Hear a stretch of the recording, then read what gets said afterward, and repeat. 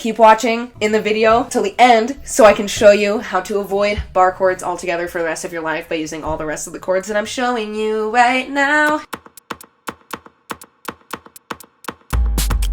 Hi friends, welcome or welcome back. Today I'm going to show you the top 10 most common guitar chords and also the easiest to play.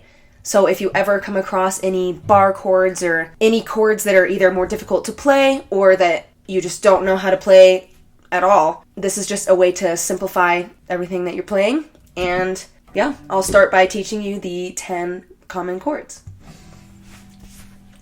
Okay, I'm going to assume that the people who are watching are beginner. So bear with me. I'll go through terminology and things, and I'll try to simplify things as much as I can. So the notes of a musical scale go A through G. So the first chord that we're going to start with is an A chord. And just for reference, when I say A, that means major. We're going to go through some minor chords as well. You don't really even need to know the difference too much, just as far as naming and remembering the chords. If I say A chord, that refers to major, not minor. If you want to play any other chord besides major, it's usually notated, or you have to say it like A sus4 or A minor 7 or major 7 even. But if you just say A, that means major. So that's where we're going to start. We're going to start on the second fret. Okay, so frets are going to be these little sections of strings, okay? I guess technically the fret is the raised part, this little bar that goes through. But when I'm referring to frets, it's within the middle, that's the space in between the two lines is a fret. Like this space is a fret, this space is a fret. We're starting on the second fret. The top string, or the highest string, is this E here. The bottom string, or the lowest string, is this one here. So you're going to use these 3 fingers, and not the top string, but the 3 next strings. So the second to highest, third highest, and fourth highest. And that's it. You're just going to hold those on the second fret. And there's your A chord. And when you're strumming an A chord, you only need to play the top 4 strings when you're strumming an A. You can also play the top 5 strings to really get that A bass note in there if you want a fuller sound. If you want a lighter sound, you can just play those bottom 4. The goal is to not hit the low E note. You definitely can, because it's within the key of the note that we're playing, so it's technically not wrong. But sound-wise, I don't know.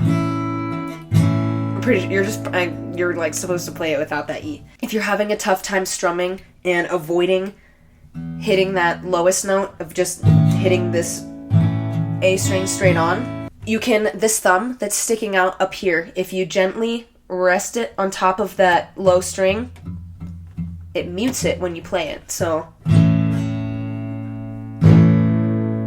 it's kind of hard to do all of the above, but even for me, it's hard to wrap my hand all the way around, mute the string, and also get that bottom string to play just because my hands are small. It's a little trick to help if you're having trouble not hitting that low string with most of these chords. The next chord we're going to talk about is A minor. So on the same fret, you're going to put your 2 middle fingers on the 2 middle strings of the second fret. And then this first finger, you're going to set that down on the first fret on the second highest string. And same thing, don't hit that lowest string if you can avoid it. That's what A minor is going to sound like. Next chord, we've got B minor. This is the only bar chord that I'm putting in here. And just for the purpose of learning bar chords, I guess, if you're going to start learning bar chords, this is the most common one, and this is the one you're going to want to start with.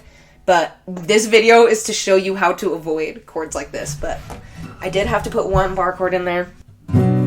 So bar chords, even for me, are really hard to play, so please bear with me. Bar chords essentially means that you use one of your fingers to bar across the entire fret, almost as if there's a capo on the fret, okay? Just kind of imagine your hand is a capo now. So for B minor, the pointer finger is going to bar the second fret. This middle finger is on the second highest string, and then on the 4th fret, your 2 last fingers are going on the 2 middle strings. Here, let's see.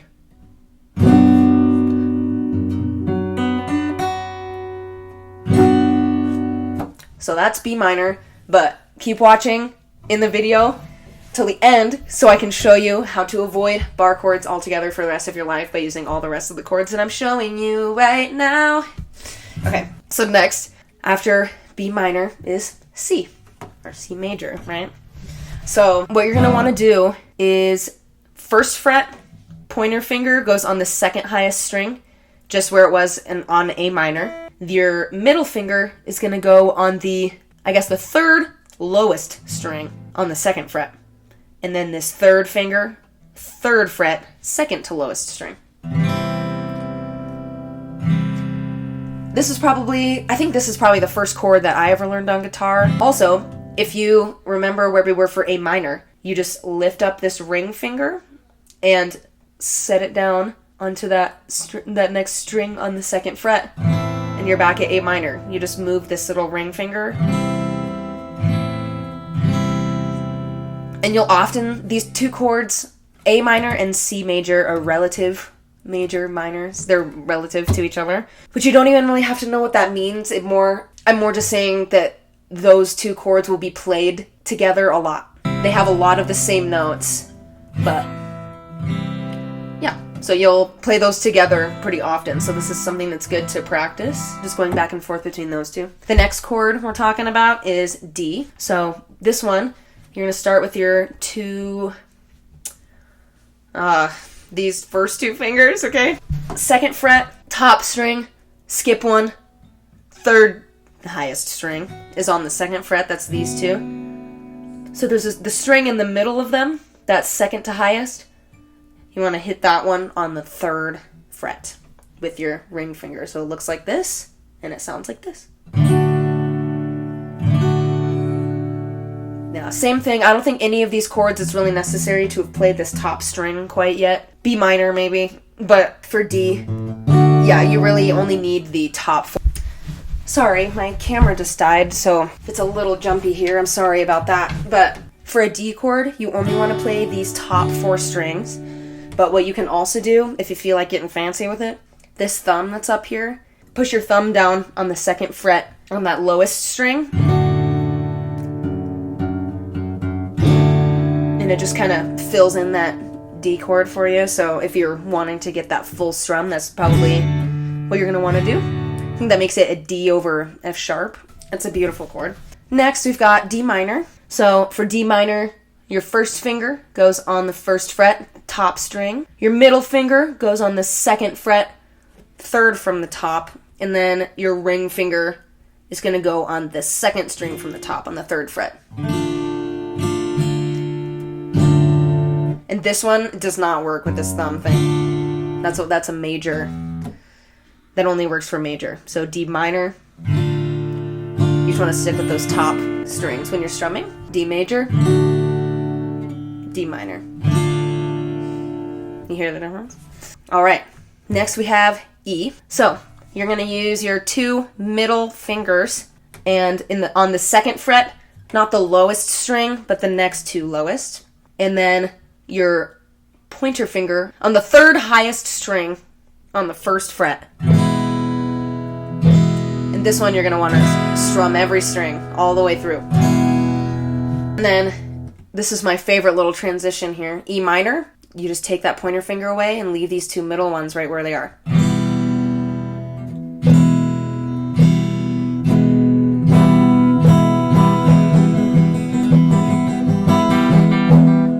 That's the difference between E major and E minor. Next, we have F. So this one, if any of you do know anything about music, don't come for me. Like, this is what I do, and it usually, it works. I'm telling you, just wait. Okay, so an F chord is, I feel like it's played like, it's like a weird bar chord like that or something. I honestly don't even know what the bar chord is, but the way that I was taught to play F, this is a little modification. It's almost like you're in that C major chord where you were before, if you remember how to play C major. But these 2 middle fingers you move them down a half step each so that your middle finger ends up being on the third highest string on the second fret, and then your ring finger ends up being the fourth highest string. And then this pointer finger is where my little secret, I guess, comes in. So the way that you really play it is you bar these two highest strings, and then you put these other fingers on. So it's like that. But for some reason, barring chords is so difficult for me, and I know that it's something that I need to practice, but just for the purpose of playing through a song and being able to accompany yourself, the way that I play it is just without barring it, I just keep that pointer finger on that second highest string, which turns it into, I think it's an F major 7, which is still an F major. It doesn't make it minor, and it doesn't add, most of the time, it doesn't add any notes that are outside of the key. So it still sounds good and fits in with the song. That's an easy way to play an F, okay? If you can bar those two, definitely do it to get that full major sound, because that note is an F. So it really gets that tonic or that home note. You kind of drives it home if you can get that bar down.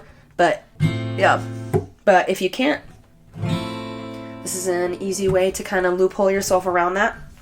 And the last chord that I have for you before I tell you how to make any song use these chords, the last chord is G, all right? So G is played like this. You put your middle finger on not the lowest string, but the second to lowest string on the second fret. Your ring finger goes on the lowest string on the third fret, and your pinky goes on the highest string on the third fret. Okay? Now, always play it this way, like with this fingering. So the way that I first learned how to play G, I would play it this way. I would put my pointer finger here, middle finger down low, and then ring finger up high like this. The only time that I would suggest playing it that way is if you're playing it, you can play G this way with both of these two highest strings on the third fret, as well as these two up top. So like this. You can just add that extra string up top here. But I would only play G this way if you're adding that string. Otherwise, it's way easier. And it's a little bit more difficult on your hands. It's harder to get the position down. But if you play like this, and then what if you're having to play a C afterwards? Then you just put your fingers down one and set that pointer finger down here, and you're already where C is. So it'll just help you see it like just helps transition through notes a lot easier than if you have to reposition your entire hand to get back to the right spot. You know what I'm saying? So as tempting as it is to play a G this way, I would highly suggest practicing this way, even though it feels more awkward. It's more correct. Okay, you made it through the chords. Congratulations. Now, I'm going to show you what I mean by simplifying any song into these chords and being able to play any song easily. So, for example, I'm going to pull up a song here. Let's find one with So, what I'm using is ultimateguitar.com or Ultimate Guitar Tabs. This isn't sponsored or anything. That's just where I always go to get chords for guitar, and I'm assuming that's where you guys are getting chords and tabs too. I don't know where else you can really... If you want to know how to transpose a song without using the little shortcut on the app or the website, like if you have... Or like say you know how to play it on the piano, but you don't know how to get it onto the guitar. I don't know. Let me know if you want to see something like that. I would just need to go into a little bit more music theory to explain it right, which is fine. But yeah, if you're interested, let me know. I'll teach about that. Do a little lesson on that. Okay, so I've got Northern Downpour by Panic at the Disco pulled up, okay? Notice the chords that we have. F. Okay, that's fine. We can play that in a different way. Oh. Look at that next chord. We've got a B flat. That looks really hard to play. Oh no, I can't even play that song anymore. I was so looking forward to playing this song and singing along, and now I can't because there's a B flat. You're wrong. I'm going to show you how to work around it. So, and see how where it says transpose, there's a +1 and a -1. What you want to do is press -1. See, look, now a couple of the chords have changed, but there's still a C sharp minor, a G sharp minor, and a B that all look very confusing and very hard to play, right? So you just keep pressing -1, -1, -1, -1. Oh, until we find a selection of these easy and simple chords that I just showed you how to play. How convenient. So, what you're gonna do is notice how it says transpose -5. Make sure you're going the minus way, not the plus way, okay? It says -5. You're gonna take your capo and you're gonna go 1, 2, 3, 4, 5. 5th fret. You're gonna capo that 5th fret, and then guess what? You have a new set of chords that you can play on the 5th fret that sound exactly the same as the ones before.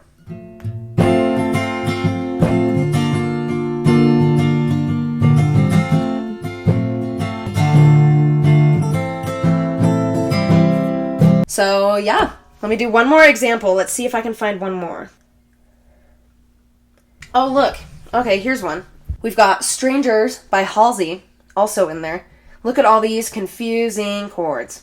We're just gonna -1, -1, -1, -1. Oh look, we just capo 4. And guess what? You can play all those chords super simply. She doesn't kiss me on the mouth anymore, 'cause it's more intimate than she thinks we should get. Yeah, you guys get it. I actually did a cover of this song. It was just my vocals though, if you want to take a look at that. I had fun doing that one. Yeah, let me know what you guys thought of the video. Thank you so much for watching if you watched this far. If you're not subscribed, please subscribe. I don't know. I'm trying to figure this YouTube thing out, you know, so give me some feedback. Let me know what you think. I hope you're staying sane and happy and healthy during these quarantine times, and that I could entertain you or teach you something, or I don't know. Happy to be here. Thank you so much for watching again, and happy strumming. Oh my god.